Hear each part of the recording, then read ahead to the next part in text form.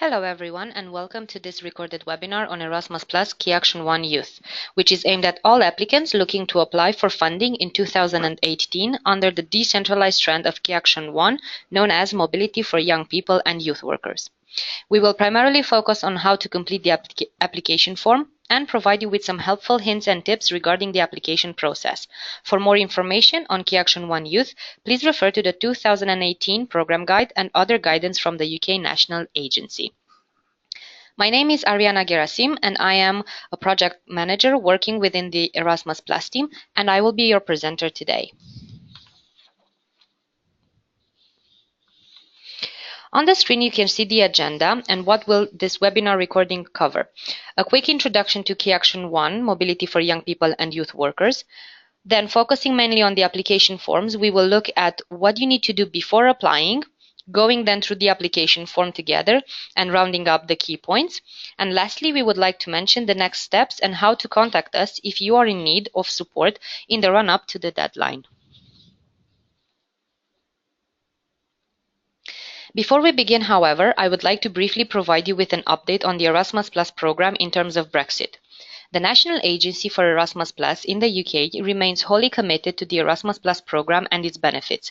The National Agency strongly supports continued full membership of the program for the UK through to 2020 as planned under the proposed Brexit implementation period, so that at least 250,000 people across the UK have the chance to study, train or volunteer abroad, and that UK organisations can continue to collaborate on international projects. The UK continues to be a full member of the EU until the point it leaves, as stated in the Prime Minister's letter triggering Article 50. The European Commission and European Parliament have confirmed that during negotiations under Article 50, European Union treaties and law continue to apply to the UK, and this applies to projects financed through Erasmus Plus as well. The UK government has stated publicly that the United Kingdom is committed to continuing full participation in the Erasmus Plus program up until we leave the European Union. The government has now agreed a fair financial settlement with the EU, enabling it to move to the next stage of negotiations. With the caveat that nothing is agreed until everything is agreed, in principle the UK will continue to benefit from all EU programs, including Erasmus Plus, until the end of the current budget plan, which is 2014 to 2020. The UK government has made clear that it values international exchanges. In the unlikely event of a no-deal scenario, the government guarantee already made still stands, meaning that successful Erasmus Plus applications which are submitted while the UK is still a member state, even if they are not approved until after we leave, can continue beyond the point of exit. The guarantee applies to funding allocated to UK organisations, whether in applications submitted to Brussels, that would be the centralised projects, or to a national agency, and these would be the decentralised projects, whether or not the UK is the lead partner.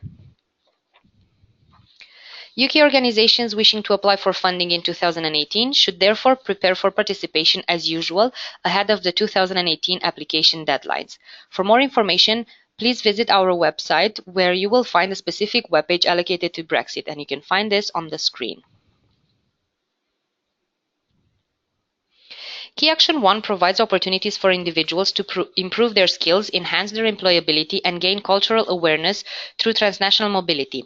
Under this key action, organizations can apply for funding to offer structured study, work experiences, job shadowing, training, and teaching opportunities to both learners, which would be the young people, and staff, the youth workers.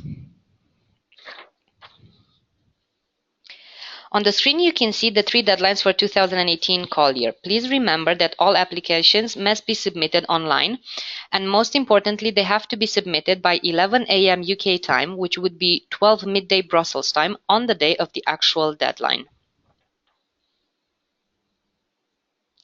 As a basic overview, you can see on the screen, under KA1 within the youth sector, you have opportunities, as I said, for both young people and youth workers alike.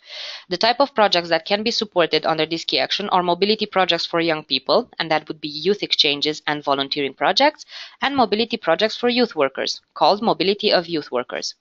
Please note that compared to previous years, in 2018, while it is still possible to include youth exchanges and mobility of youth worker activities in the same application, for volunteering projects, previously known as EVS projects, you must apply in a separate application form. And this is because volunteering projects are now a separate action under KA1 Youth, known as KA125, to youth exchanges and mobility of youth workers, which are known as KA105 projects. In the following slides, we will look into these activities in a bit more detail. We will start with the projects that are focused on mobility for young people, and as you can see and we mentioned before, these are youth exchanges and volunteering projects. Youth exchanges are those projects that allow groups of young people aged 13 to 30 to meet and live together working on a chosen topic. It is important to note that the minimum age of 13 must be reached at the start of the activity, and the maximum age of 30 must not be exceeded at the time of the application. The project duration can vary between 3 to 24 months, and the activity's duration can be between 5 and 21 days, and this is excluding travel days. Activities can include workshops, debates, role plays, outdoor activities, arts and crafts related activities. All of these should be designed and prepared by young people before the exchange. Please note that tourist or holiday activities, festival and performance tours are not eligible youth exchange activities. For this type of project, there will be a need to have at least 2 participating organizations from both Erasmus Plus program countries and partner countries neighboring the EU. In the program guide and on our website, you will be able to find the full lists of all of the countries that fall under this category. Each country involved will have to put forward a national group of participants, and this will have to have a minimum of 4 young people and 1 group leader in order to be eligible. Young people must be supported and supervised during the exchange by the group leaders themselves, who have to be over the age of 18 and be part of the participating organizations. They will assume responsibility for leading the activity and ensuring the health, safety, and welfare of the participants. As a total number of participants for a youth exchange, you have to have between 16 as a minimum and maximum 60 participants in total, and next to these numbers you would have the group leaders. Multiple exchanges within the same project are possible, allowing for reciprocal exchanges. Also, for youth exchanges, you can have in place advanced planning visits, which we will discuss a bit later. Volunteering projects are those that allow young people aged 17 to 30 to take part in unpaid and full-time voluntary service for up to 12 months in a charitable organization in another country. As with youth exchanges, the minimum age must be reached at the start of the activity, whilst the maximum must not be exceeded at the time of the application. Please bear in mind that if you're planning on including 17-year-old volunteers, or even if your volunteers are over 18 but they will work with people under 17, please be aware that you will have a number of additional requirements linked to child protection that you will need to address in order to be granted funding. The project approval will be conditional on provision of clearly documented evidence of appropriate risk management and safeguarding measures for said participants. The project durations can vary between 3 and 24 months, and based on the duration, you can have different types of volunteerings. This would be group volunteerings, which can be from 2 weeks to 2 months in length, and individual volunteerings, normally being from 2 months to 12 months. The only exception to individual volunteerings will be those individual volunteerings that include participants with fewer opportunities, when you can have them from 2 weeks to 12 months in length.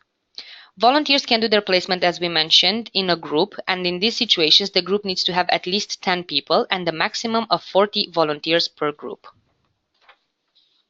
The activity types that can be included are daily work at the organization in the fields of health and social care, environmental conservation, or other community projects. Volunteering placements, however, must not replace the job usually carried out by a paid worker. As with the youth exchanges, advanced planning visits can also be included in volunteering projects. And also please note, for all participating organizations that will partake in a volunteering activity, an accreditation will be required, which at present is the existing EVS accreditation. However, this will eventually be replaced by the quality label accreditation. Applications for accreditation can be submitted at any time throughout the year. However, you have to be mindful of the deadline you're applying for, because the submission for your accreditation must be made at least 6 weeks before the deadline that you wish to apply for.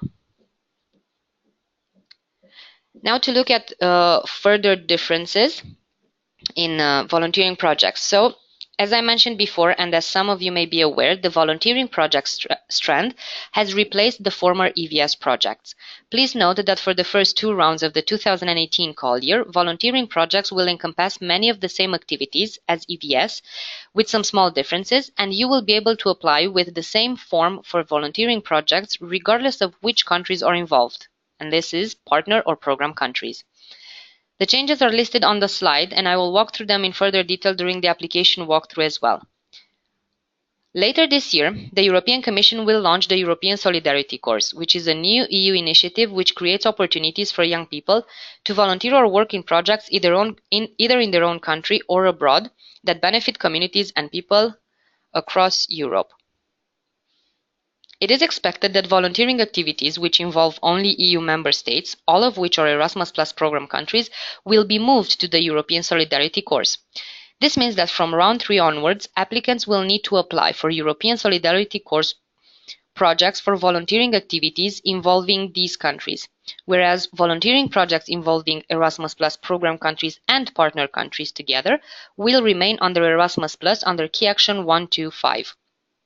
A separate call for proposals and program guide will be released later on this year, and we will let you know when the latest information becomes available on our website. Therefore, please keep an eye on the website and consider signing up for our newsletter.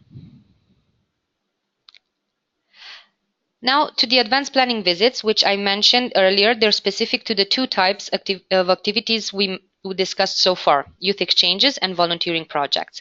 They can be used where applications involve young people with fewer opportunities only. They allow staff and the young people themselves to visit the country hosting the youth exchange or volunteering placements and make preparations for the mobility, such as carrying out risk assessments or checking the suitability of the actual accommodation. The duration must be of maximum 2 days without including the travel days, and the number of participants is generally 1 participant per group, normally a group leader. However, when discussing about youth exchanges, there is a possibility to raise the number of participants going to the APV to 2 participants per group only if the second participant is a young person who will take part in the activity. For volunteering projects, the number can be increased only if all participants are volunteers with fewer opportunities.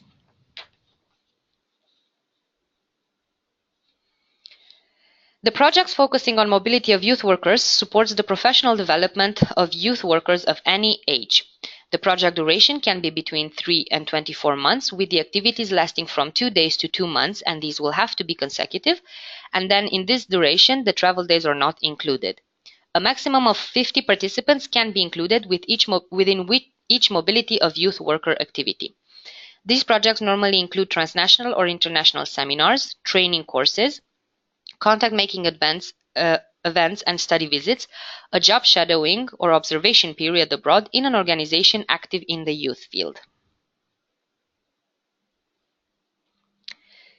Organizations involved in mobility projects that are focusing on youth will have one of the following 3 types of roles. They're either coordinators, sending organizations, and receiving or hosting organizations, and all of them will have their specific roles and tasks.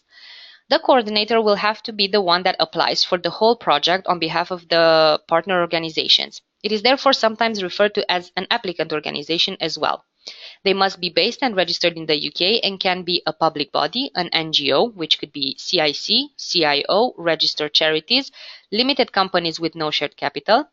Then you can have private limited companies, and for volunteering project applications as part of the CSR agenda only, and informal groups of young people aged 13 to 30.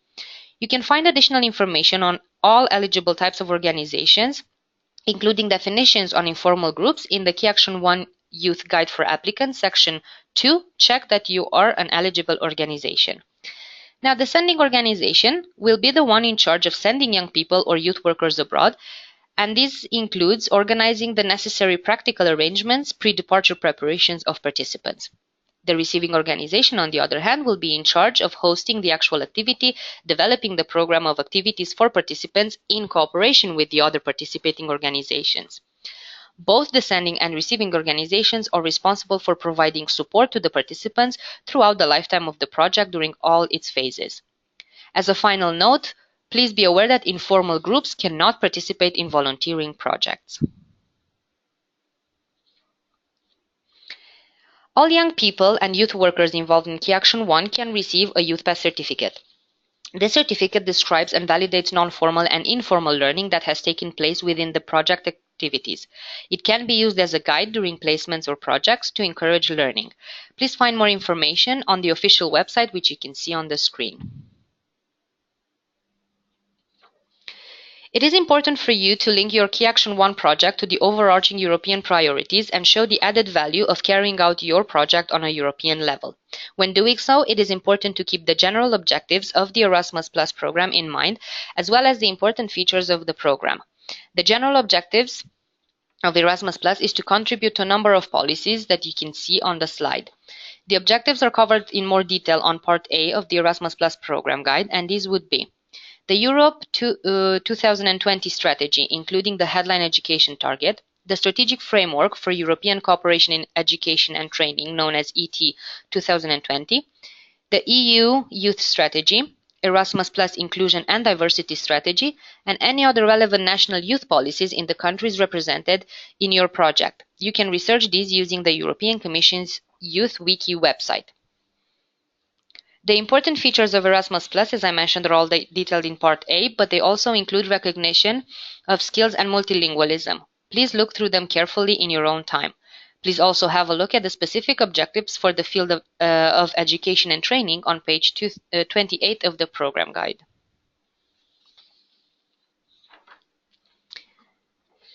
Before we look at the application form, I would like to mention a few very important pre-application steps that you should take.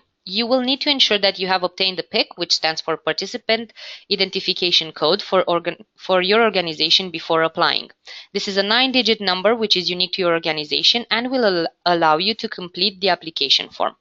You will also need to make sure that all details on your organization are correct on the European Commission's participant portal. If you don't already have a PIC, you will need to complete 2 registration steps. And firstly, you will need to register on EU login, which is the point for user authentication and access to a wide range of EU Commission tools. The registration process itself is simple, and you can download a guide on our website, which is literally a step-by-step guide for you, and you can find it in the Before You Apply section. Then you will need to obtain the PIC through the participant portal. The participant portal is the single entry point for the electronic administration of Erasmus Plus projects, as well as projects funded under other EU programs. After starting the registration process, you will be prompted to provide a number of information and documents relevant to your organization. These documents are needed to prove the legal status and financial capacity of your organization. So therefore, all of the information that is provided on these documents needs to match the information you inputted on the portal already. If you are creating a PIC, please make sure that you register onto the correct participant portal. If you are to simply search on the internet, you may come across the Research Participant portal, which is not the correct portal for Erasmus+. On our website, you will be able to find the link for the correct one, which would be the one that says Education, Audiovisual, Culture, Citizenship and Volunteering portal. Please be aware that all your partners will also need to have obtained a PIC by the time you make the application, and also have uploaded all of their necessary documents, supporting documents, on the participant portal. This is because their details will also be checked, but mostly because within the application form, as you will see, the information will be pulled through from the participant portal, and most of it cannot be manually completed. Finally, for your partners, you will also need to download the 2018 partner mandate templates from our website, or as I will show you, you can download it from the website. My apologies. So make sure that on these partner mandates, all of the information will also match and be identical to the information in the application form. And when we say information, we mean the name of the organizations, addresses, legal representatives, registration numbers, and legal forms, specifically the organization type, should all match what is inputted in the application form and in the portal. In the cases where this information doesn't match on the mandates will not be accepted. Logging in. So to open the application, you need to click on the link to the Erasmus Plus Forms website, which takes you to the EU login screen. You will find this on our website under Apply for Youth Mobility Funding page. Log in using your EU login details. You will then be redirected to the homepage that looks like the one you can see on the screen right now.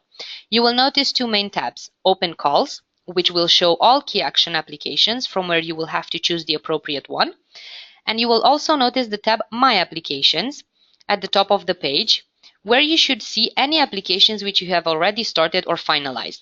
On this page, once you identify the correct application, you will simply select Apply on the Youth Mobility option or Volunteering Projects option, and that will open the actual form. Please make sure that you choose the correct one.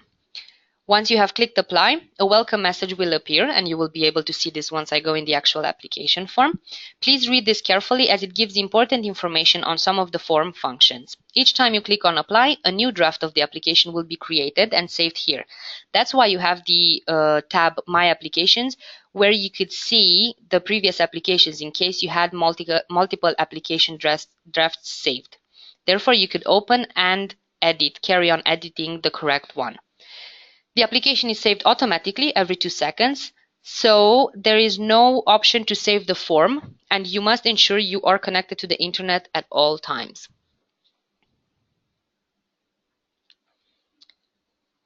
After you finish with the pre-application steps and you went through the login page, you can move on to the application form itself. The application form will need to be submitted, as I mentioned, online by the applicant organization by 11 a.m. UK time on the day of the deadline. You must access the Key Action 105 and Key Action 125 through the Erasmus Plus Forms website. And to make sure you are working on the correct Key Action 1 application form, you have to check the areas that you can see highlighted on the screen. In the top right-hand corner, the form should state 2018 as the call year and the specific key action as the type of key action. So that would be Key Action 105 for youth exchanges and youth worker mobilities, and Key Action 125 for volunteering projects, both being youth mobility as general key action. You will also see the correct deadline for the specific round. Now let's go through the actual application form. So if you bear with me 1 second.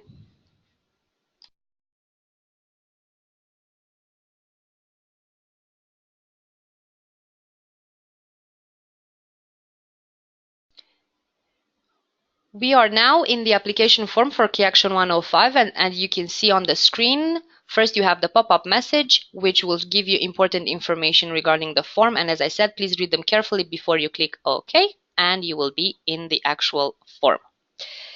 Before we begin, as I mentioned, please note that for Key Action 105, for Key Action 1 Youth, there are two different web forms. One for youth exchanges and youth worker mobilities, Key Action 105, you can see it on the screen, and one for volunteering projects, which is Key Action 125.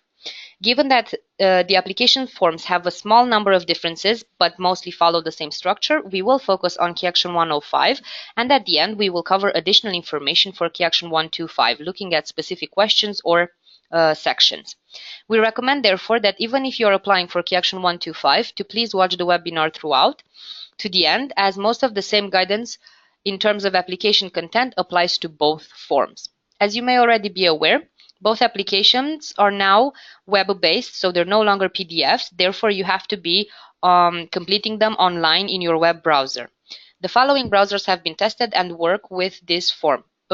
It is Internet Explorer, Firefox, and Chrome. We recommend where possible to use a PC to complete the form, and also want to mention that you still need Adobe Reader to download the Declaration of Honor, which will be in the format of a PDF. Going now section through section, in the Key Action 1 application form, we will highlight the structure of the web application form. However, detailed guidance on each section you will be able to find in the Guide for Applicants, which are two specific guides for applicants, one for Key Action 105 and one for Key Action 125. So please make sure that you read the appropriate one, and you will find these on our website under the Apply for Youth Funding page. So at the first site in the application, you can see on the left-hand side, you have a menu that displays each section of the application, which currently shows a red triangle, until each mandatory section has been fully completed with correct information. Individual boxes within each section are also marked, as you can see down here, are also marked with a red line on the left-hand side until information has been entered. And just so you can see, as soon as you inputted information, the boxes will change into green. Okay.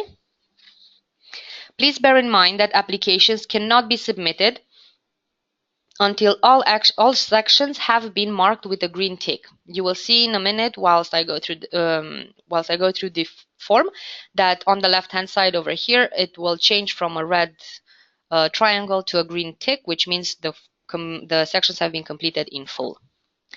So the first section which you actually have now on the screen is context. And here is where you will need to enter your project details, which include project title, acronym if applicable, start date, project durations, and so on and so forth.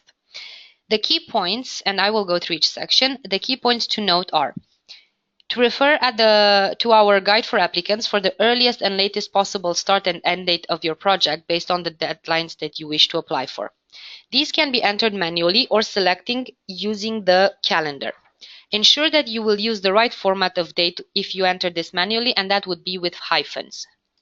So I will input a first start date of 1st of September 2018. Then you will have to look at the project durations, and these should be, as I mentioned, between 3 to 24 months, and you will select it from a drop-down menu. And as you can see, the project end date will be automatically populated based on the start date and the duration that you mentioned. Afterwards, you have to choose your national agency, and this would be the UK National Agency from a drop-down menu, and the language, which should be English. There you go. You can see on the left-hand side now that the section has become green, which means all required information has been inputted. The overall project duration will need to encompass all project-related activities from promotion and recruitment to evaluation and dissemination. It is important to consider a realistic project duration to be able to carry out all activities to a high standard. You are expected to carry out project activities up until your project end date before you can report on your project and request any final payments of your grant. Therefore, please bear this in mind when planning the length of your activities and of your project overall. You should also ensure you have incorporated sufficient time before your activities start to be able to purchase economical travel tickets and allow for enough time to prepare the participants. In addition, we also recommend you allow time for preparation and be wary of delays in receiving your contract. This is in light of the fact that if you are awarded funding, the indicative date for signing your contract with the national agency is 5 months after the deadline. Therefore, you are advised to select the project start date with this in mind, as the cost for any activities incurred before your contract is signed are at your own risk. Okay, so we can now move down to participating organizations. This is the section. Here you will find two subsections, applicant organization and partner organization. You may add a new partner via the Add Partner button at the bottom of the screen, and then the web form will create a new subsection under partner organizations. The process will be repeated every time you will add a new partner organization, as you can see. And then you can delete them from the menu on the right side. To enter the details of your organization and partners, enter the PIC number in the corresponding box. This will automatically populate the organization's legal name from the participant portal. And we will exemplify this now. So you can see automatically the organization showed up. You can view the organization details by selecting either the name over here or by clicking the menu button on the right-hand side of the row. And this would be here. Okay, so, and now you find yourself in the actual organization. You will notice here that there are a number of boxes grayed out, and when you hover over them, you will see a little icon which doesn't allow you to edit. And these are the sections which I mentioned. They are pulled through from the participant portal and cannot be amended at this stage. If any of this information is incorrect, ensure you update the participant portal. If you notice that information over here is not correct, as I mentioned, you will have to change the information on the participant portal. However, how do you make sure that the information is still accurate?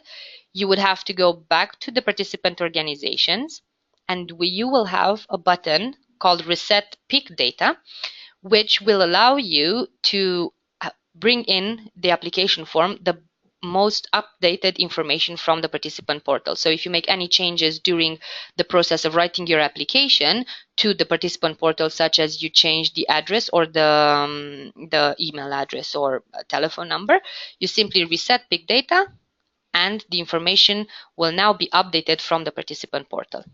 Okay, let's go back in our organization. But as you can see, and as I mentioned before, not all sections are automatically completed. So you will have the following sections that you will have to complete at this stage, and that will be profile, associated persons, and background and experience. Let's go a tiny bit back. So another information that is very important for you to bear in mind is that you have a question regarding your organization under profile, which is the last one down, asking if you are a public body at regional or national level. If you are answering to this question with yes, please bear in mind that organizational support amounts will be reduced by 50% as highlighted in the 2018 program guide on page 92. And you would answer to this question over here. The next section is associated persons, where you will add the details of your legal representative and contact person by clicking the menu button on the corresponding rows. So you would add the details from here or clicking on this section over here. The sections for both contact person and legal representative need to be completed in full for the section to record as complete. It is important that legal representative's details are consistent throughout the application form, declaration of honor, partner mandates, and any other supporting documents. If your project is successful, the legal representative will be required to enter your organization into a legally binding commitment to the project, so you must select someone who is authorized to do so on behalf of your organization. If the legal representative is based at the same address as your organization, you should click on Same Address as Organization button, which will pre-populate the section with the same address that you entered on the participant portal. So this over here, you would have the information for the associated person, in this case legal representative, and as I mentioned, Same Address as Organization button will be here and will automatically transfer over the information from the main organization. Okay. The menu across the top, so let's quickly go up over here. As you saw me going back and forth between the details, it will allow you to navigate between the sections and the pages. The contact person, which you will add after adding your legal representative, will be the first point of contact during the application process, and should the application be successful, the contracting and delivery of the project. We strongly recommend that the contact person is different from the legal representative, and if any details change to the UK national the UK National Agency must be notified. Underneath, you also have a button which allows you to add additional associated persons. So you would click on the button and then you can delete it from the menu.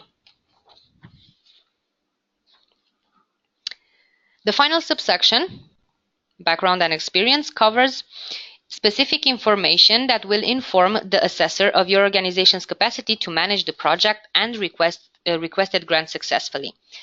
You will need to provide an overview of your organization, including your aims and details of the young people you work with. Detail here how your organization's previous experience of delivering projects or activities has developed the skills and knowledge needed for the activities you propose in this application.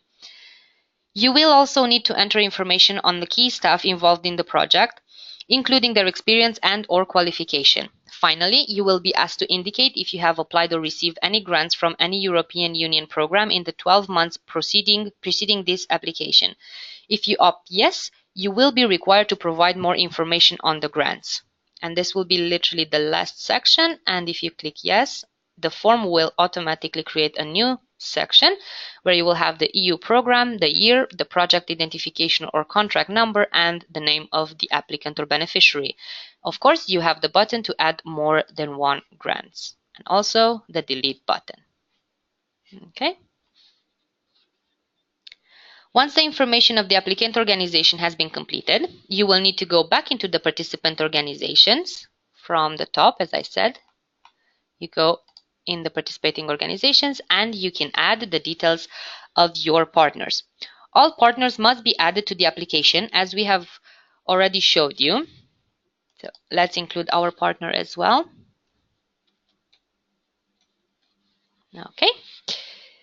They will all have to be added, and their information needs to be included similarly by entering the partner's PIC numbers to pre-fill the organization details, and then you would open them individually and edit all of the relevant sections. For each of them, you'll also have to provide the details on contact persons, legal representative, as well as their background and experience. Please bear in mind, I just want to show you quickly, that for the partner organizations, you do have the same sections. So you would have profile, associated persons, but for background and experience, it will be only one box that will have to be completed. However, the same level of detail is expected for them as well, as you did with your applicant organization. Okay. Finally, here are some hints and tips to help you with this first section of the application. A high-quality application will be specific in each section, providing good details on background and experience and naming the key persons delivering the project and their skills. You should emphasize the previous experience of your organizations and your partners in delivering projects and activities and the skills and knowledge developed, linking these to the activities you propose in the application. It is worth noting that for KA125 volunteering projects, the award criteria that your application is assessed against specifically asks assessors to evaluate whether your organization has appropriate experience to be able to deliver and achieve the project objectives. It is particularly important, therefore, that you provide information about any relevant experience that you and your partners have in the background and experience section. Explain how the activities fit into the program that you want to deliver. This will help the assessor understand the needs and expertise your organization has and the potential impact. Also, please make sure that you are clear on each partner's work and expertise and why they have been selected. This applies to all partners, including smaller organizations. Now, moving down to project description. Okay. In this section, you must provide a rationale for your project, identifying the objectives, issues, and needs of the project you will address. Outline how these needs and objectives were established, for example, if they were done through research and planning meetings. Where possible, youth exchanges projects should demonstrate how young people were and will be involved in shaping the project. You should also show a clear link with the priorities and objectives of KA1 Youth. Further information can be found in the 2018 program guides or in the 2018 guides for applicants. You should detail how the partnership was formed and their contribution in terms of the skills and experience they have that is relevant to the project. Outline how this project links to the needs and objectives of the partners. And at the bottom, you will have to select the most relevant topics from the options given, which will be a drop-down list I will show in a minute. However, bear in mind that you cannot choose more than 3. Therefore, if your project expects to address more than 3 topics, please choose the 3 most relevant. So as you can see at the moment, you don't have any specified. However, as soon as you choose them from the drop-down list, these will be added.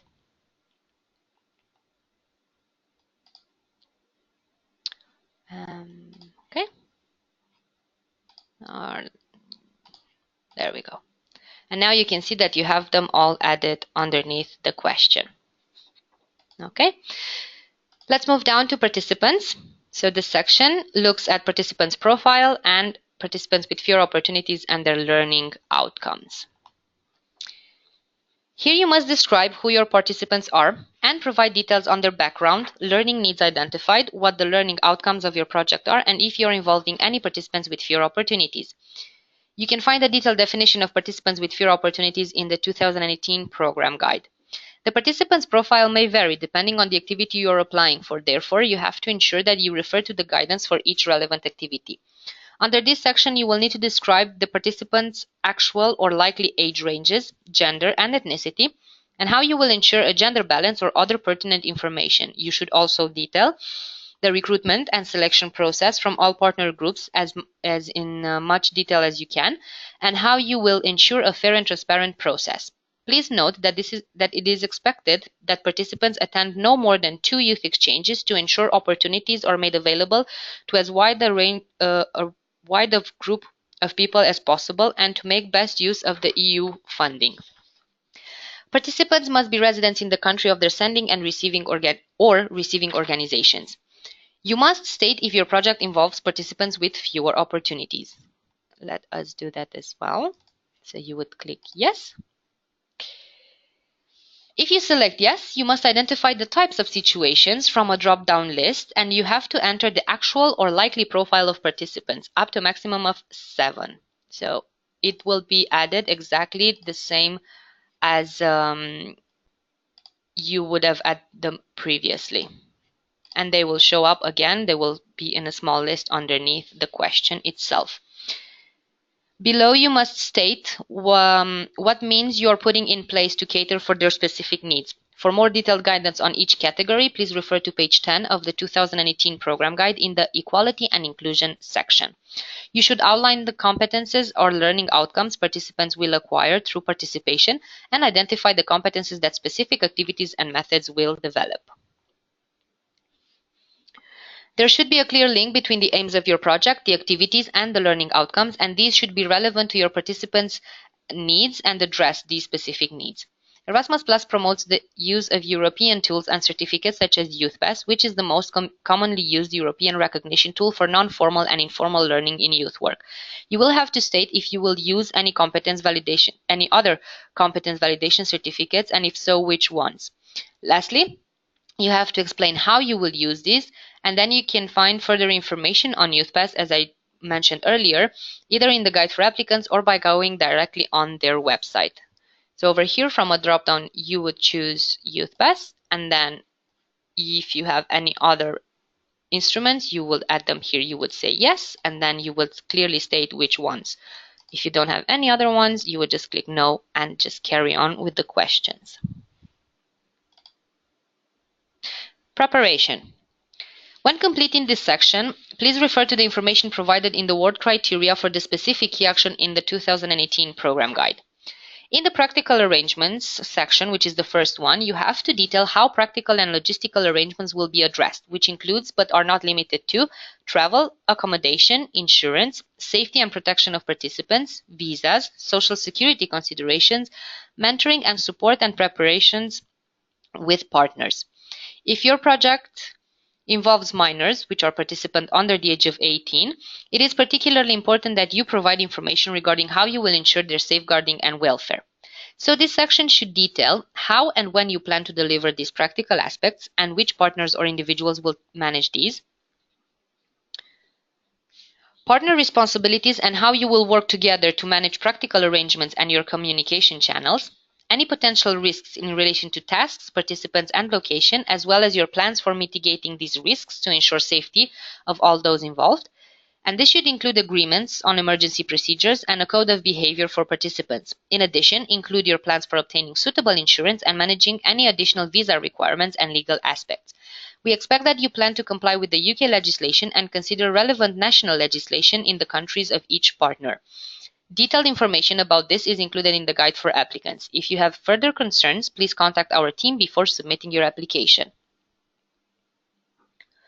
As a minimum, the following areas must be covered by appropriate insurance: travel, including damage or loss of luggage, third-party liability, accident and serious illness or death. You should also specify any particular procedures you will implement, for example, parental consent, health and safety audits, and DBS checks. If participants have specific needs, demonstrate how these will be addressed. Further down, in the project management section, you should focus on the process you have established for agreeing roles and responsibilities with partners in order to ensure quality learning outcomes, as well as good administration and delivery, the process for establishing suitable methods and agreeing and monitoring learning outcomes for participants. Ensure you detail how you intend to facilitate their active involvement and reflection to ensure the relevance and quality of these outcomes. Preparation of participants should describe the training plan for participants and group leaders as deemed necessary for the success of the project. This should detail the training to be provided, when and by whom. This must not only cover tasks-based training to ensure participant safety and ability to engage with activities, but provide adequate support for the intercultural and linguistic learning. Which partner will deliver preparatory activities and when they will take place? and information about language and cultural preparation, practical orientation, and risk prevention, describing how the preparations are relevant to the experience. Activities. This is one of the most important parts of the application. You are required to complete the budget headings for each activity separately, which includes special needs cost and exceptional cost by each flow. Therefore, you will need to ensure the costs requested are relevant to the activity. For the first question, you will need to outline all activities, the context and objectives, and detail how they meet objectives of the project. Next, for each activity, you have to provide details on the type of activities, venues, planned dates, working methods used, countries involved, and the roles of participating organization. Remember, this information is also to be provided within the timetable of activities, which must be annexed to the application. And these two, so the form, specifically this section, and the timetable of activity need to support each other. You can find a template, a copy of the timetable document on our website along with the guide for applicants. Please note that for youth exchanges and advanced planning visits, the timetable should detail the program for each day. For youth worker mobilities, the timetable should provide a sample of either a week's activity or program overview if planning an activity of several weeks. And for volunteering projects, the timetable should provide a samples week activity for the volunteers. Please also note the fact that if you have advanced planning visits for your youth exchange or volunteering projects, the timetable of activities will be different from the one of the actual exchange or volunteering project. So you would have a separate timetable for your advanced planning visit. In addition, you have to describe how you decided on this program and how your methods and activity are relevant to your objectives, learning outcomes, and impact. All activities will need to demonstrate compliance with the principles and provisions described in the Erasmus Plus Program Guide, Annex 1, Mobility Project for Young People and Youth Workers.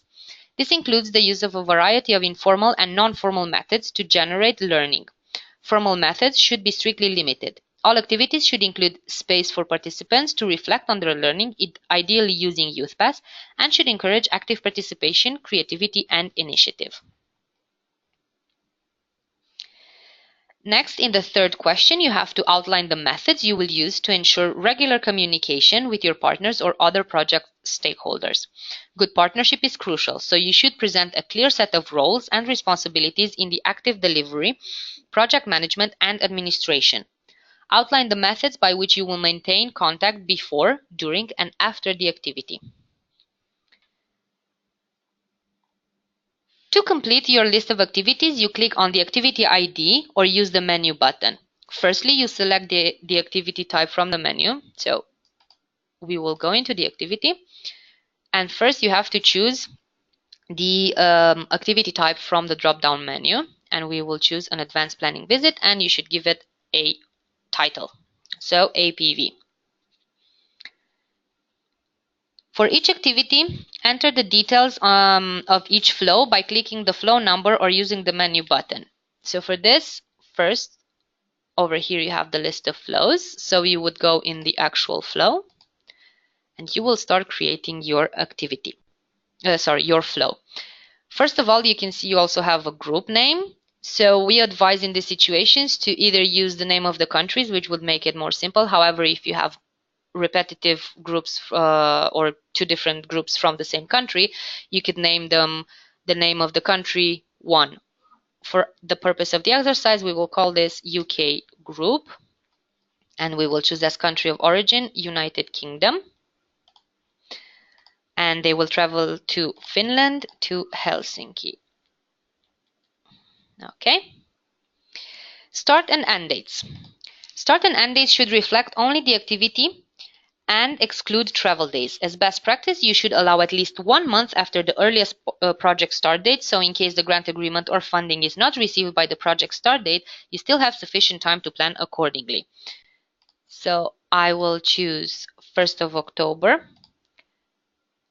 You can see that you will have some messages underneath. In this situation, the form actually tells me that my start date is actually after the end date. So I need to change my end date, and that will be 2nd of October, and you can see that now it's in green, and the total duration, excluding travel days, is automatically calculated.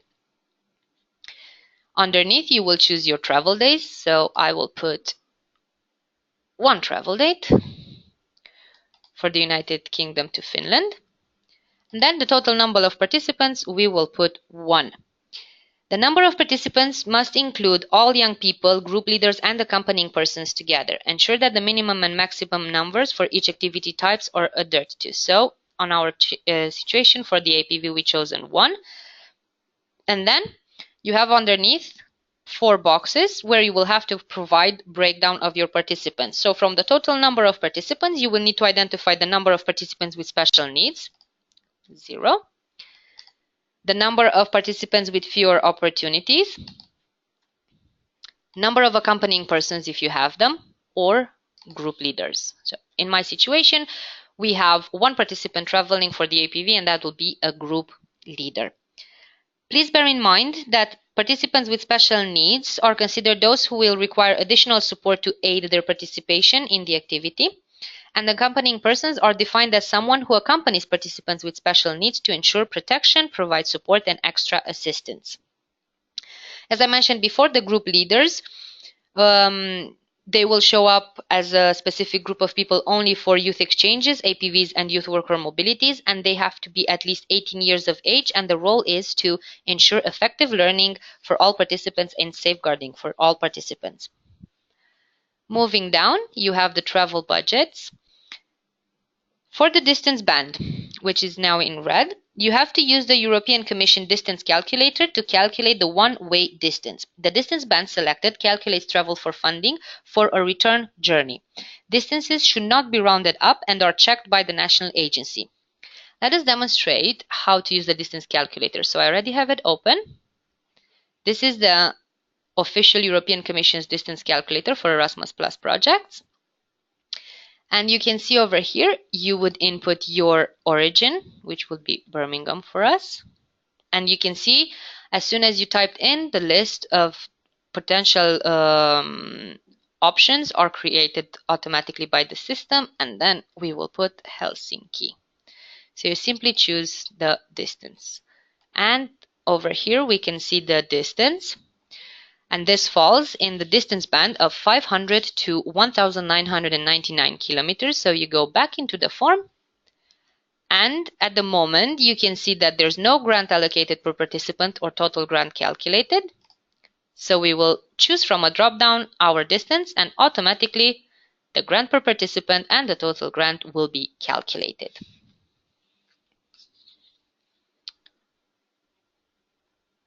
Okay, and further down, as I mentioned, you have the special needs support boxes and the exceptional costs, which will show up for each flow. So at the bottom, you have these two. And for both sections, you must enter the number of participants this is required for, a description of the cost, and the amount you're requesting. I will exemplify this during the youth exchange, but in short, you add the cost by clicking the button. You include how many participants you want it for. However, you can see clearly here that I have a small error because I do want to request special needs support for 1 participant. However, if I scroll back up in my breakdown, I did not mention any special needs participants. So the form will keep this in mind when you are requesting these costs. So at the moment, because it's not relevant and I will not be able to do this, I will just simply delete it. The same you would do with exceptional cost, which we can actually request. So I will put 1 participant with the description of accommodation for APV. I will discuss about this a tiny bit later, and I will request 100 euros and also put a breakdown saying 2 nights times 50 euros.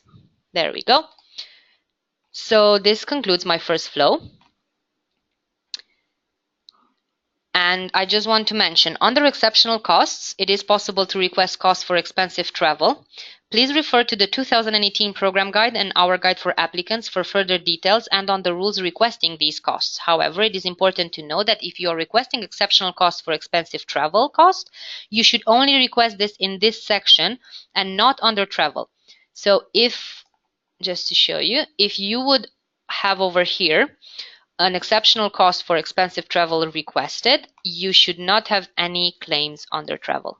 So over here, you should change this to 0 in case you are requesting for exceptional costs for expensive travel. Once the flows are all completed for your first flow, you go back to activity details and you will create a second flow by clicking the add flow button, and quickly we will populate our second flow for the Finland group. And this will travel from Finland to Finland. Just to mention, I hope you noticed in the country of destination, you will only have the countries that are included in the actual application form. Although on the country of origin, you can choose from a wider list, which, just to mention, if you would do by mistake, if we would put Bulgaria, the flow will be made ineligible because I do not have a country, I do not have an organization from Bulgaria in the activity. So please make sure that you're choosing the correct countries. So Finland to Finland, city of venue Helsinki. The dates need to match, so I will have to change this to 1st of October to the 2nd of October. Date automatically, duration automatically calculated. Travel days we will put 0 because they're traveling from Helsinki to Helsinki. Again, one participant, and provide the breakdown. And then you have the budget automatically included for one person. The distance band, we know that it's going to be 0, so no fund allocated, and I'm not claiming anything for this person. So my second flow is now finished for the Finnish group. So I'm going back to activities details to check that both sections are in green, and yes, they are.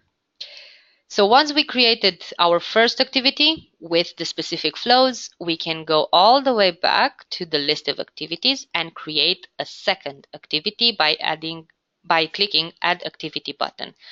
And we will create this as an actual youth exchange. So from the drop-down menu, we're choosing youth exchange program countries because both our countries are program countries, and the title will be just YEX. And then equally you will complete it with your groups.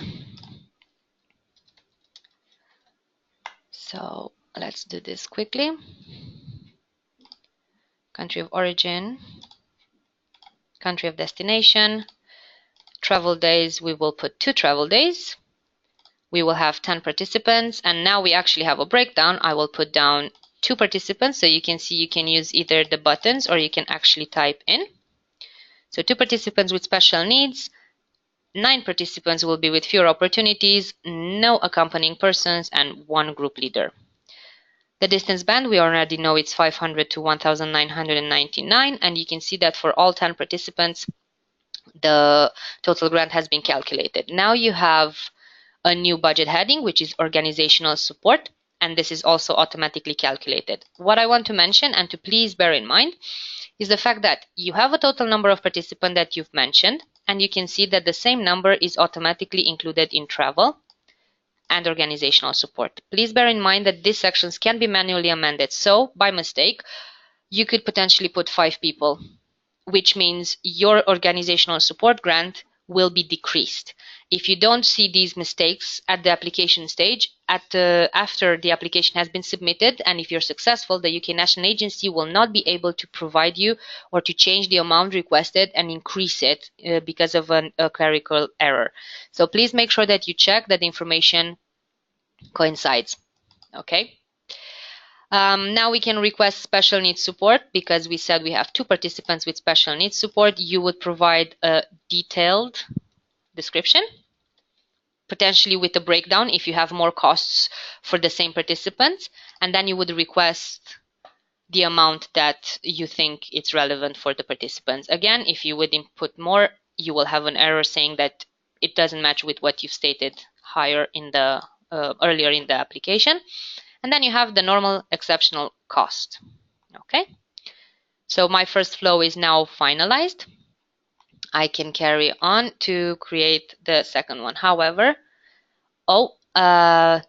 again, I have a small error which tells me that the duration of each flow, excluding travel time, needs to be at least 5 days because it's a youth exchange and I forgot to change the dates. So going back now, my activity will be 1st of November till the 10th of November. There we go. And now it is in green. You can also see you have pop-up messages on the right-hand side, which literally tells you what projects you have. What problems you have. So you will always be, the form will always prompt you to what mistakes you have done. So activity details, I have my first flow for the youth exchange. However, I have over here clearly two errors.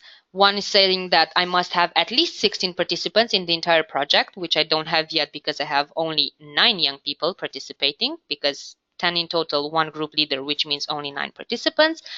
And that we have to have at least 2 unique groups. So we will have to create our second flow, and I will be quickly doing this. So this will be the Finland group.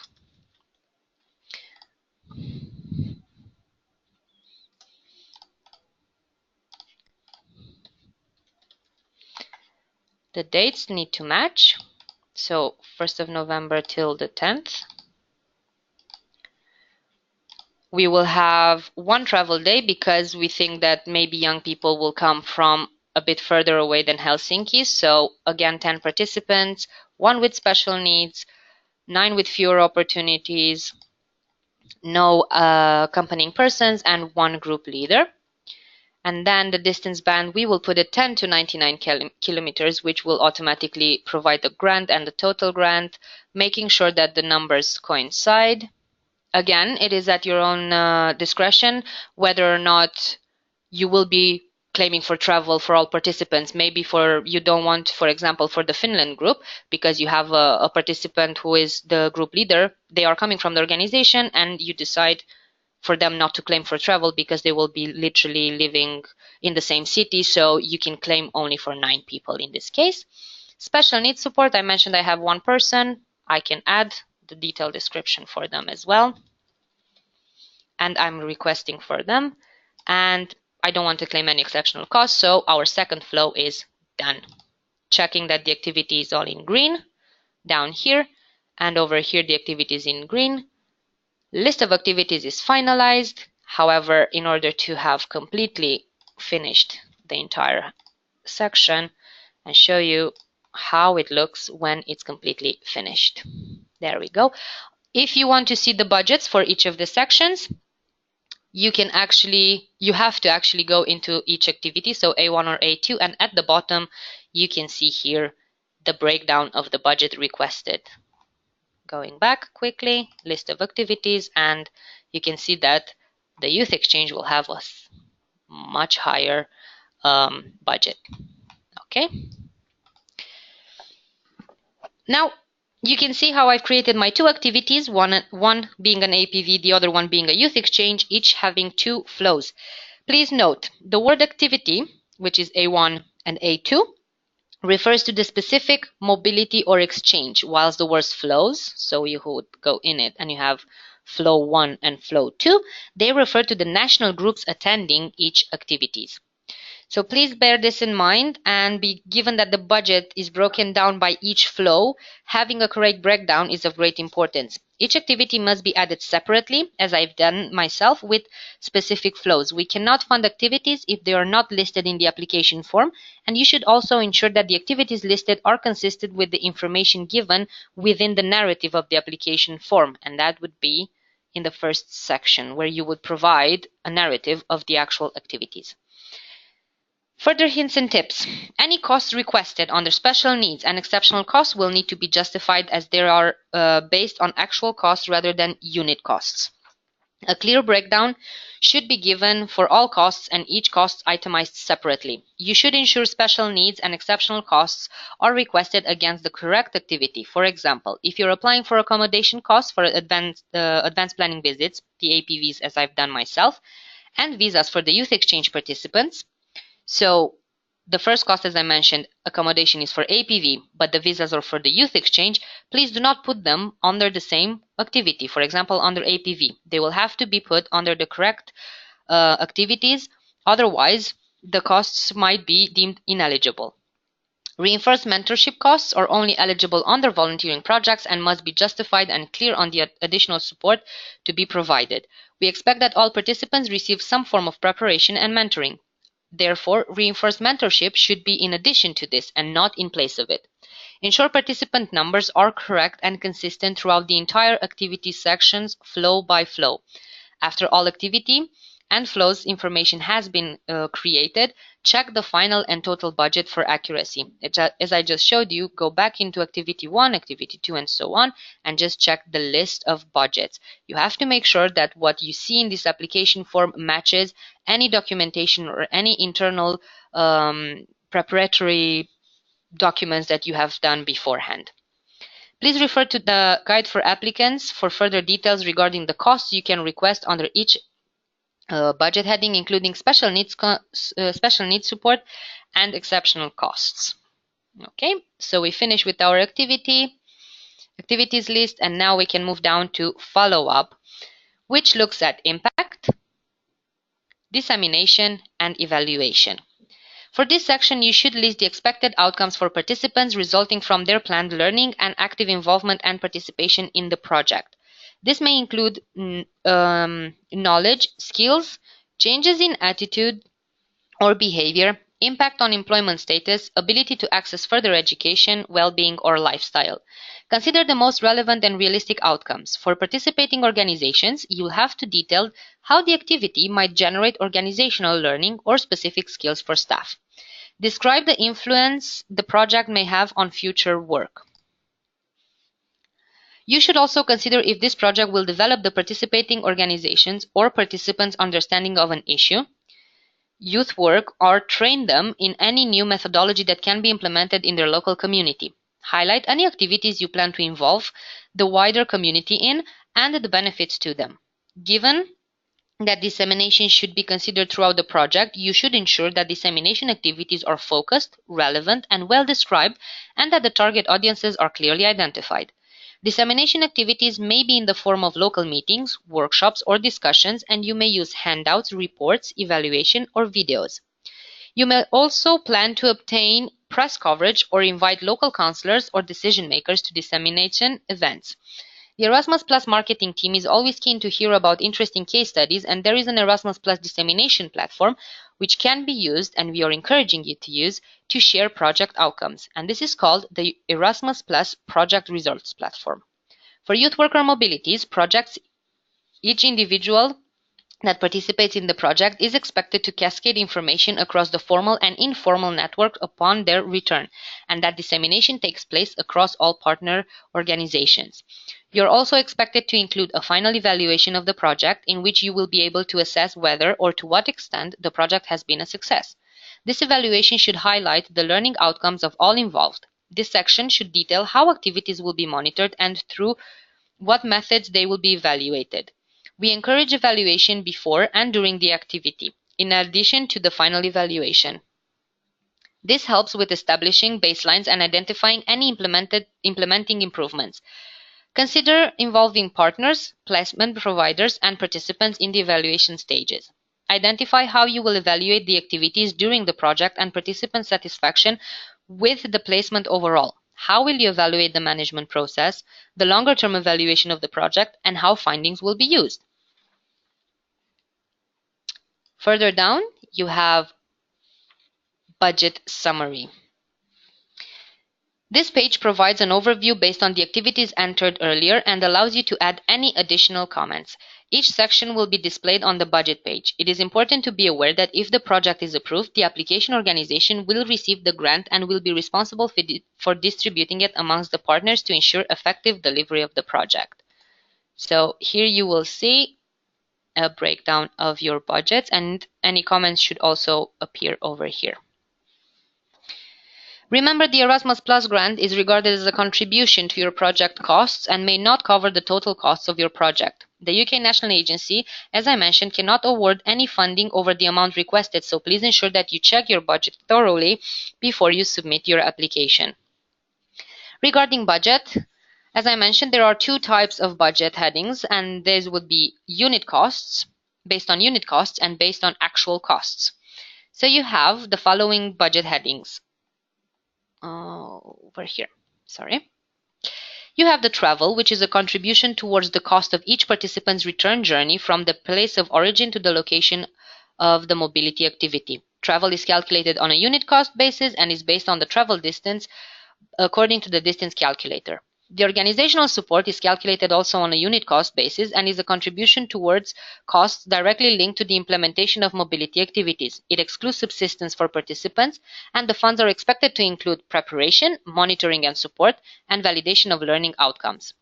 The special needs support is only applicable if you plan to involve participants with special needs or disabilities, which will result in additional costs. This component is based on an estimate of the likely actual costs relating specifically to the needs of participants with disabilities. Ensure you provide a clear and detailed justification for the amount requested. It will be assessed as part of the overall assessment of the application, and if the request is not reasonable, it may be reduced or removed.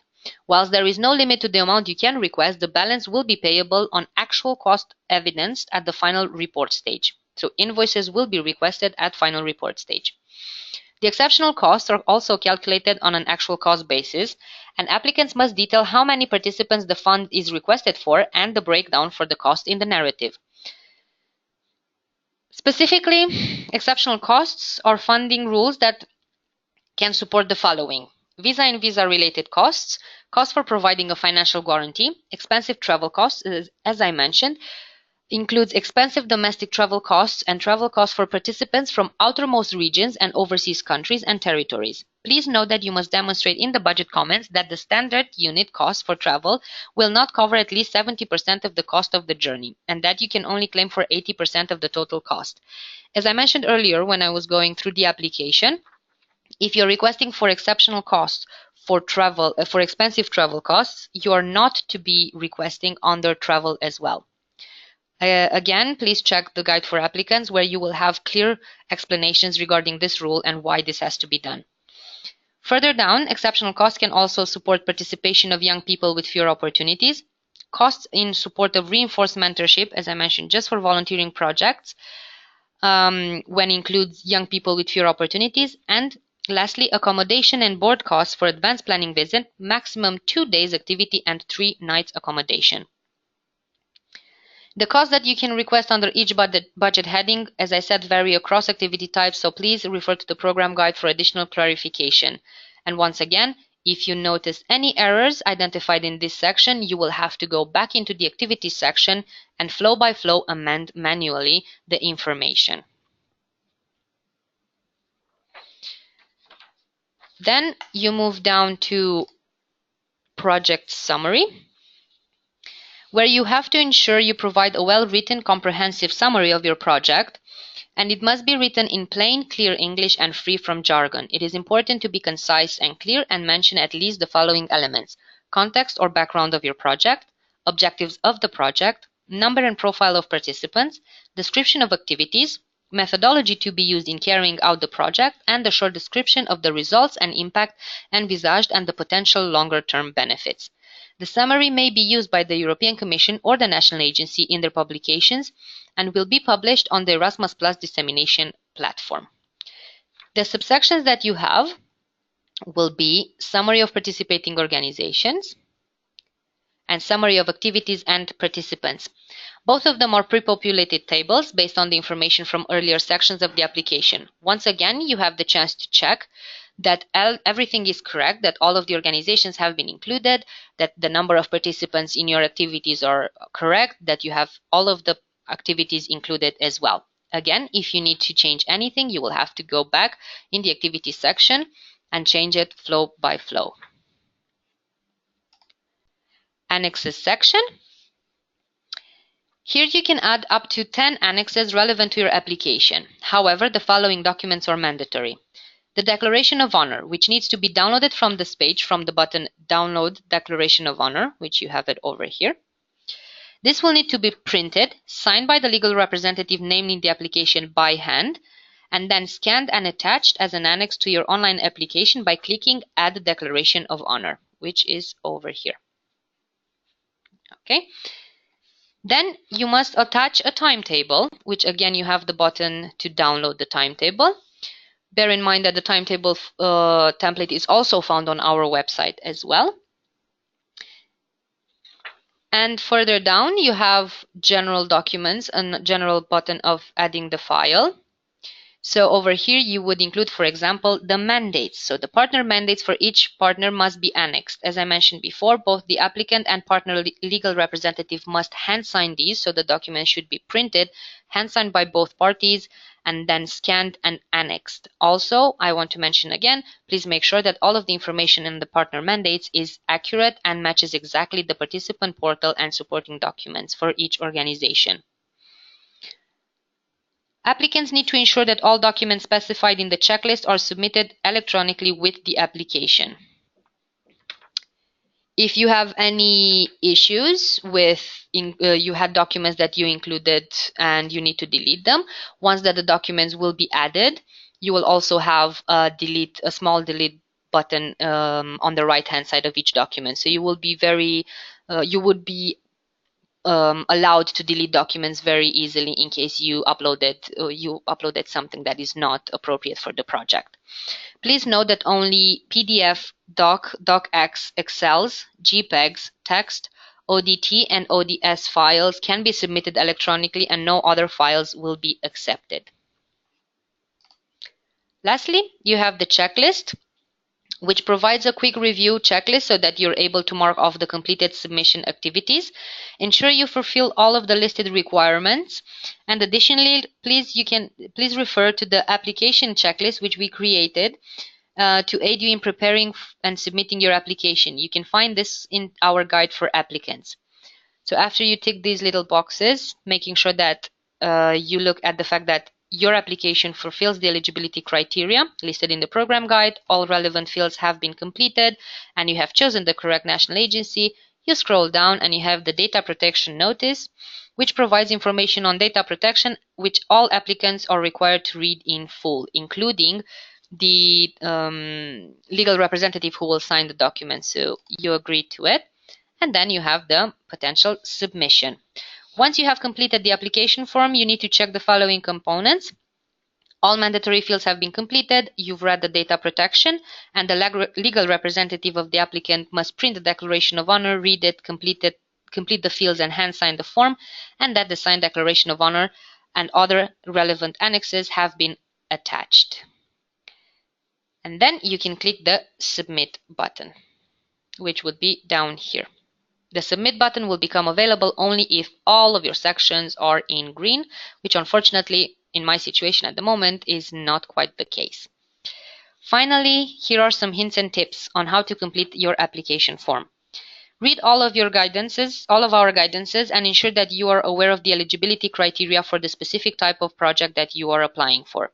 We encourage you to submit the application as early as possible, and again, the deadline mentioned in the application form is Brussels time, so you will have to ensure that you're submitting online no later than 11 a.m. UK time on the deadline day. We advise to leave plenty of time in completing your application and submitting it before the deadline in case of any unexpected difficulties, particularly unexpected technical difficulties.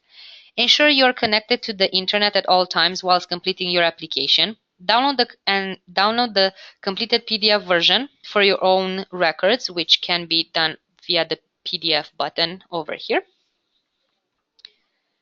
And applicants also have the option to share applications on a read-only basis with another organization or another user who also has an EU login account, and that will be by the button sharing down here under the guidelines. When you're ready, press the submit button, which I showed you where it is.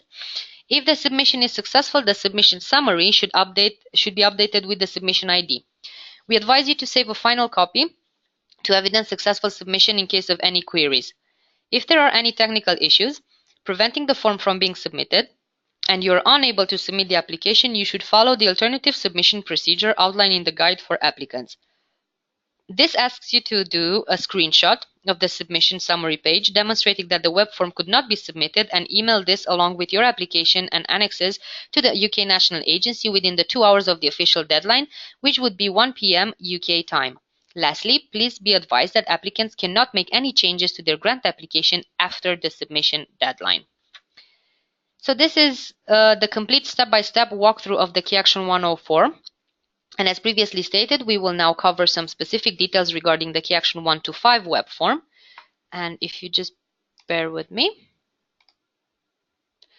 Now we are on the KA125 Webform, and you have the same message and going directly in the application form. We will go through the form highlighting only the differences and specific information.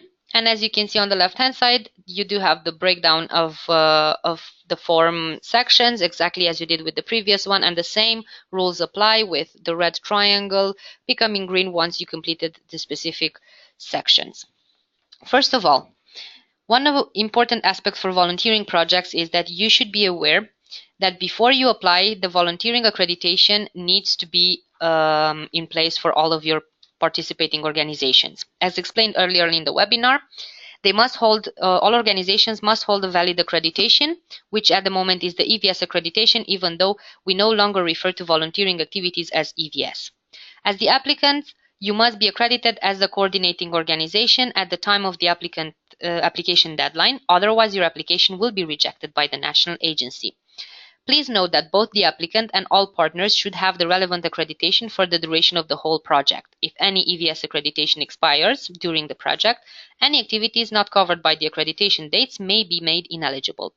Therefore, you should apply for a relevant accreditation before the existing one expires. As explained previously, please allow a minimum of 6 weeks for the accreditation application process before the deadline you're looking to apply for. Just to show you quickly, once you have your organization included, the information regarding the organization will be found in the actual organization's details under a section which shows up only in the KA125 form, and this will be over here. The information will be pre-filled according to the information from your PIC. And you will find here the accreditation number associated with your organization on the participant portal. All applicant organizations applying for volunteering projects must have this, and all sending and hosting organizations must also have the relevant accreditation for the duration of the whole project and corresponding to their role, particularly hosting or sending. Likewise, when you enter your partner's PIC, their accreditation number will also be automatically populated. However, if for whatever reason in your accreditation section for your organization or your partners, the accreditation number does not appear and you are 100% certain that you have this accreditation, please let us know. We will be able to look into it and see if there are any issues with the system or if the actual accreditation has not been registered yet. In the KA125 Webform, you will also see under Contact Person section for the applicant organization a question regarding contact person for online linguistic support. So just bear with me quickly. Let's go on the contact person. And you would see the question is here, yes or no. If you're requesting online linguistic support and the OLS contact is the same as the contact person, this can be indicated in this section by simply clicking on yes. And then you can carry on. However, if you have a contact person for the organization, but then the contact person for OLS is a different person, you would indicate in here no, and then you will have to go back to applicant organization, create a second associated person for which you will indicate yes as the contact person. So this is the only difference when it comes to contact persons for volunteering projects. Please be aware that under 2018 call year, you as the applicant have the option of not including any or all partners of the application stage, but to add them later on in the project.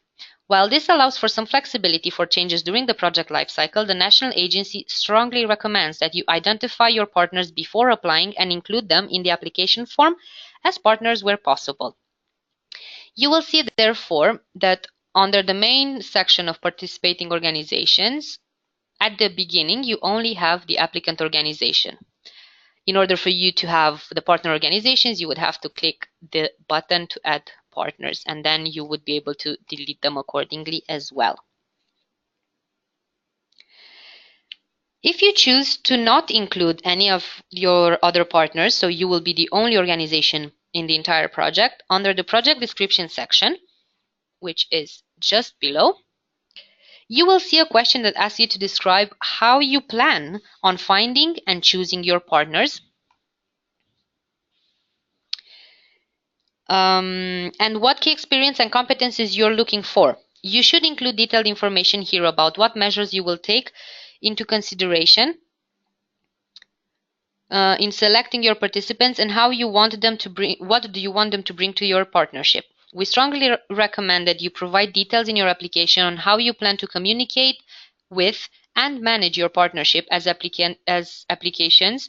Without partners that lack information on these points may not be successful. If you choose to identify your partners in the participating organization section, this question will ask to detail how your partners have been chosen. Either way, whether or not you include your partners in the application form, you are still expected to provide the same level of detail regarding how your partners will be or have been selected and what you expect them to bring to the project. Additionally, under the section Project Description, there is a question which asks you to provide how you will involve any associated partners in the project, and this would be the last question over here, and to provide details on their profiles, roles, and how will they contribute in meeting the aims of the project. As you can see, this section is not mandatory because it's not highlighted with the red bar next to it, and this is because some projects will involve associated partners and some will not. Now, what are associated partners? These are the partners that do not receive any funding from the project, so they're some sort of silent partners, if you want to call them that way, but can be included because they would add value to the project and assist with dissemination or publicity for the project, or by contributing their experience or expertise. Another section which is slightly different. For Key Action 125 projects, you have to be aware that you will not have a section called Preparation because all of the questions regarding this have been moved to the Project Management section. So you will have basically sort of the same questions, however, more specifically tailored towards volunteering projects. In the section for activities, you will have two subsections, volunteering activities and complementary activities. Okay. After recording your activities, you will be asked to provide an explanation for the context and objectives of your planned activities, which will be in the first box over here. As mentioned previously, you have a choice of adding your partners at application stage or afterwards during the project lifecycle. You will therefore see in the section buttons that will allow you to add activities with all elements identified over here, or with not all elements identified, which is here. As you can see, the form will have one activity already created, A1, and also this will be one activity that has all elements of your activities identified. So you can see this here. Given that there must be at least one activity in the project, until you add the second activity, on the right-hand side, you will not have any option to detail this automatically generated activity.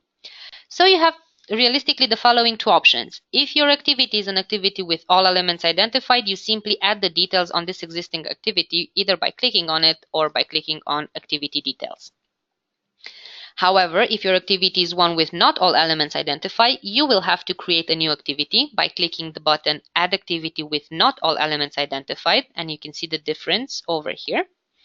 And then you would delete the first one, which was automatically created because the delete button has now been activated.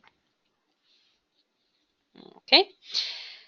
If we go into one of the activities, and to show you that, realistically, once you got into the activity, you will have one of the three activity types in the drop-down menu, which is APV, or the Advanced Planning Visit, GVA, which is Group Volunteering Activities, and IVA, Individual Volunteering Activities. We mentioned the details for these earlier, however, please check the program guide and the Key Action 125 guide for applicants for further details. What is important is the fact that if you have chosen not to identify all elements of the activity, then all associated unit costs, which are travel, organizational support, and individual support, will be allocated on an average basis, rather than specific amounts allocated to a chosen country. Remember that for volunteering projects, as with youth exchanges, you can have advanced planning visits. Bear in mind you are able to send one participant per sending organization. Additional participants can be sent provided all partners or volunteers with fewer opportunities. Also note that if you have indicated that your volunteering activity is a long-term activity, you will see a section to enter details of linguistic support funding. Okay, just bear with me one second. Let's go with an individual. And individual support, organizational, special needs, exceptional costs. Okay, let's go for a minute.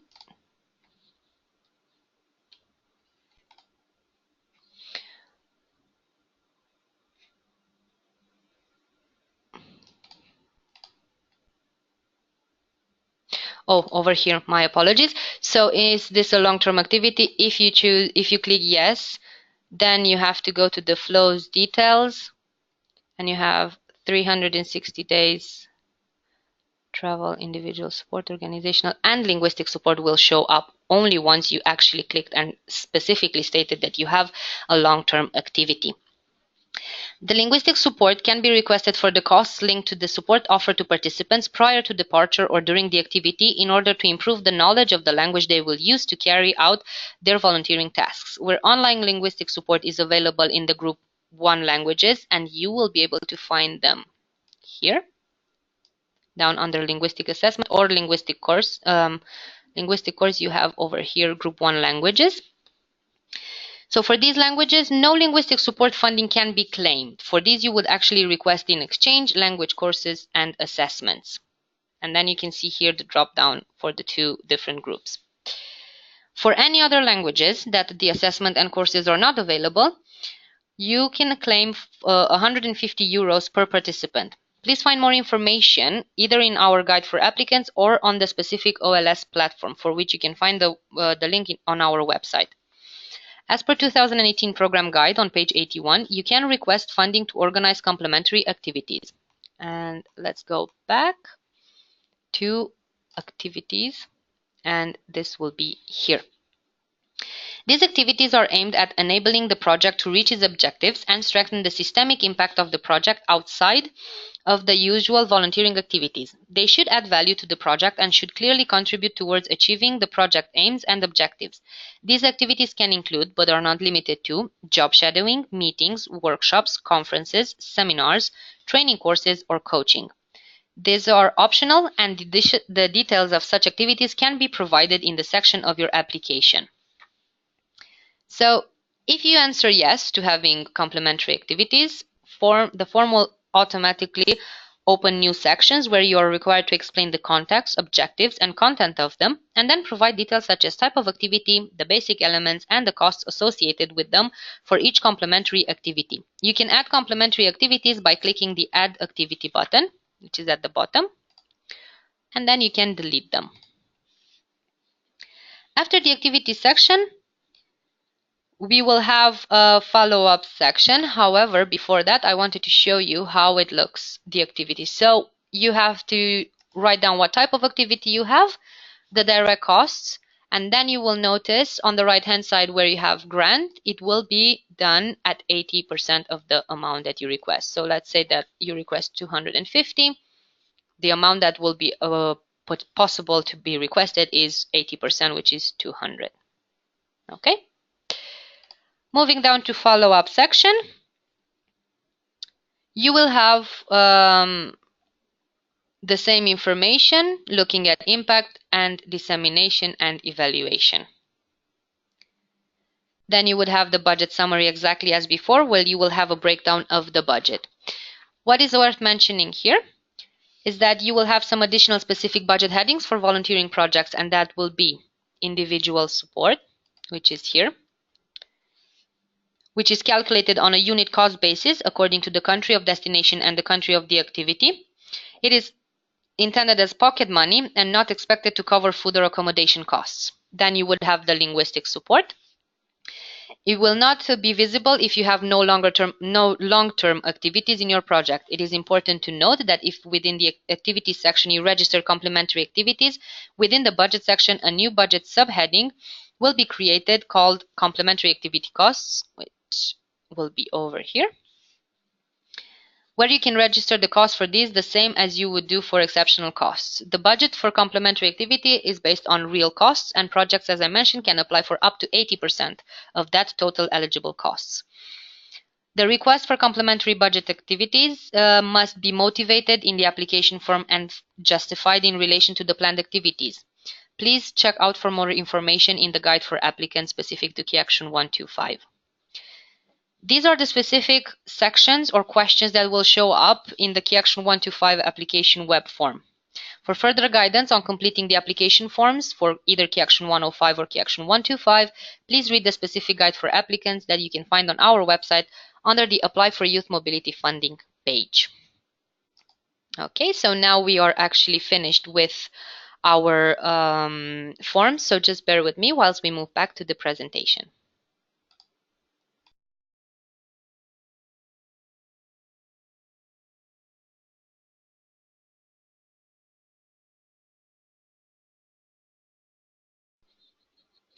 Okay, so as we previously stated, you will need to ensure that all annexes are attached before attempting, and I will be repeating now. The mandatory annexes are the declaration of honor that needs to be printed, completed in full, hand-signed by the project legal representative named in the application. As you have seen during the presentation, this is found at the end of the actual web form, and it's a very important annex without which we are not able to forward the application to assessment. The document will be a PDF, so please ensure that you have the most up-to-date version of Adobe and are able to download this. Activities timetable is the one in which you will provide a time frame and a description of the planned activities. One must be submitted for each activity type. APV should be separate. Partner mandates, they need to be completed for each partner, including branches, which are part of an of a volunteering project. These also need to be printed, hand-signed by the legal representative of both organizations. And the last two annexes mentioned, the timetable and the partner mandates, can be found on our website under the Apply for Youth Mobility Funding page. We recommend that where possible, you scan the same type of documents together into a single file. For example, all partner mandates to be scanned together rather than individually. You need to check that the annexes don't exceed the maximum of 10 megabytes in size and that are in the file formats accepted by the web form, which I mentioned earlier. If you continue to experience problems with attaching annexes after having checked all of these aspects, you can email them to our helpline email address, erasmusplus@ecoris.com, before the deadline, clearly stating which application form they relate to by providing the application hash code, but also telling us your organization's details and project name. However, please do this only as an exception and ensure that you have followed all of the available guidance first. You will need to ensure that you are connected to the internet in order to complete the web forms. As I said, they are web-based. And if you experience technical problems, once again, you need to follow the alternative submission procedure, but please be mindful we can only accept technical errors within the web form as reasons for using the alternative submission procedure.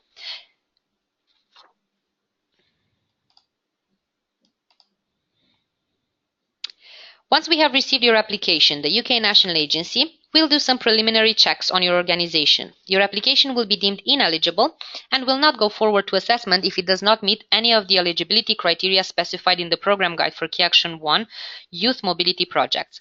Please find details on these on pages 76 to 78 for youth exchanges and youth worker mobility projects and pages 81-82 for volunteering projects. On the slide, there are some examples, but please remember that this is not a full list. For example, your organization will not be eligible and will not be moving forward to assessment if your planned activities are not eligible under Key Action 1 Youth, if your organization as applicant has no legal personality in the UK, if any annexes are missing, or if you submit after the deadline.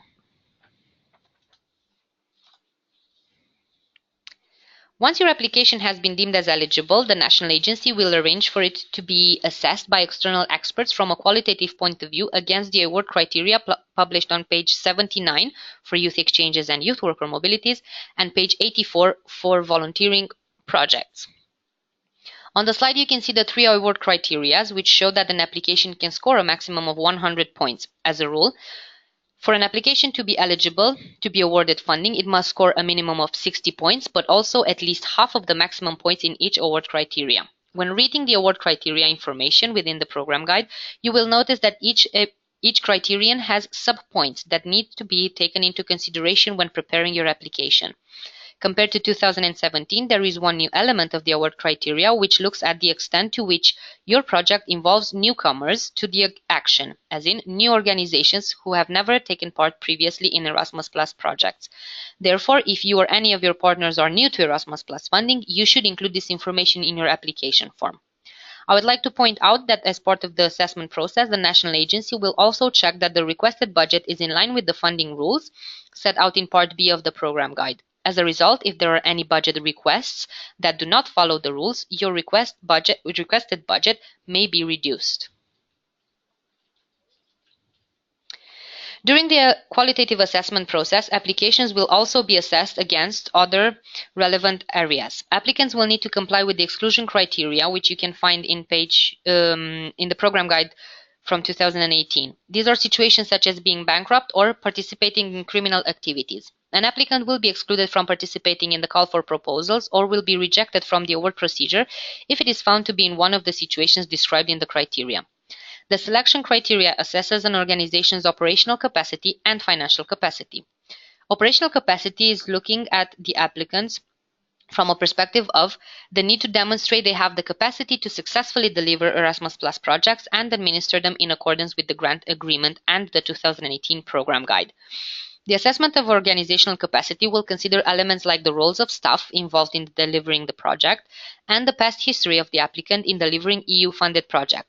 An outcome of the analysis may be that the national agency will limit the number of live projects an organization manages at one time if it doesn't evidence sufficient organizational capacity to successfully deliver them. In terms of financial capacity, as you know, Erasmus projects are co-funded and grants may not cover all costs. Projects must be delivered and reported using only a pre-financing payment. Therefore, applicants must have stable and sufficient sources of funding to complete the project. Note, however, that the national agency doesn't complete a financial capacity check on public bodies and international organizations, or where the grant request doesn't exceed €60,000. Finally, when planning your project, please remember that each project financed by the EU is entitled to receive just one grant from the EU budget. In cases where organizations are also receiving funding from other resources to deliver similar activities, it is the responsibility of the applicant to ensure that they remain compliant with the relevant funding rules, including those in relation to double funding, which are detailed in Part C of the 2018 program guide. The national agency will be validating your organization and also your partner organizations. This is, however, a separate process to the assessment of your application. Therefore, if your organization has been validated, it does not automatically imply a successful outcome of the application. During the validation process, the national agency checks whether all the information you have inputted in the participant portal is complete and correct. We will check whether the required legal and financial forms have been uploaded, along with their supporting documents. Your partners will also need to be validated by their national agencies. Please find more information about this in Part C of the program guide, starting on page 245. Please note that organizations that are not valid cannot partake in Erasmus Plus funded projects. If you or your partners cannot provide the correct and fully completed documents during the validation process, there may be significant delays to the processing of your application, and the national agency may even have to withdraw its offer of funding if your application is successful. Looking at the budget for the last time before we wrap it up, as you can see on the slide, there is no maximum budget that can be requested. However, it is expected that you will have a realistic request based on the planned activities and your organizational capacity. Some costs do have effectively caps in place, so you should check the Erasmus Plus program guide before you apply. The key points to remember. As I said, you have unit costs and actual cost contributions. The unit costs, the funding is automatically calculated depending on the unit. So for example, it can be the number of participants for a certain duration or set cost per distance travel. The budget headings using these costs are travel, organizational support, individual support, and linguistic support, where eligible and only for volunteering projects. Funding for actual costs is based on the real cost of the item or service, but only certain percentages of the cost will be covered.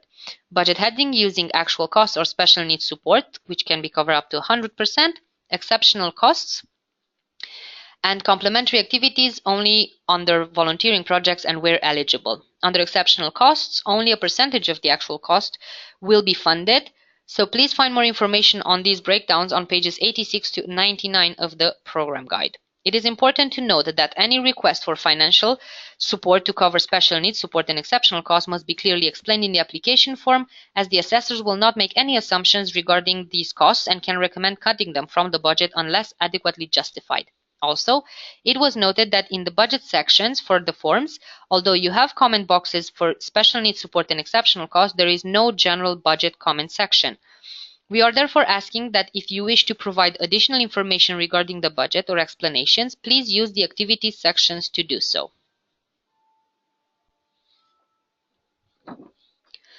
So before we conclude, some key points to remember. Before and while you complete your application, once again, refer to the Commission's documents, first of all being 2018 Program Guide, and then the National Agency's Guides for Applicants and other guidance documents available on our website.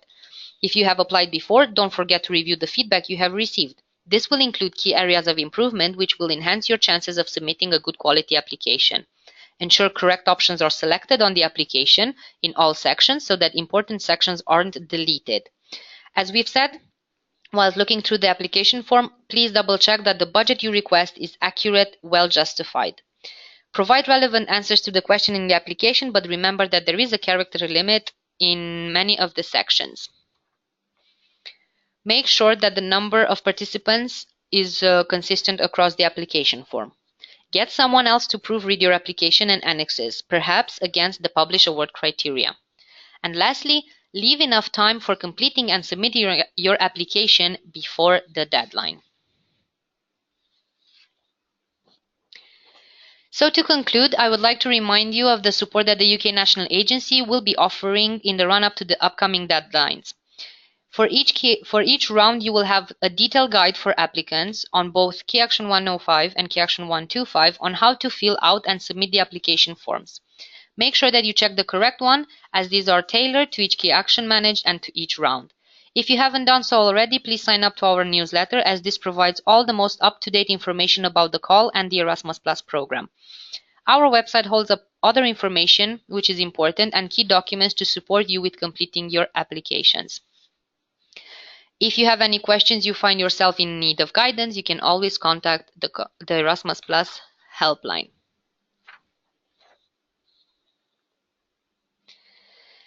So I would like to thank you all for your attention. Our team is available every Monday to Friday to answer any questions you may have via the erasmusplus@ecoris.com helpline inbox or our helpline telephone number that you can see on the slide. Do also keep an eye on the Erasmus Plus website for news and further guidance. And lastly, we hope you found this session helpful today, and we wish you best of luck with your future applications.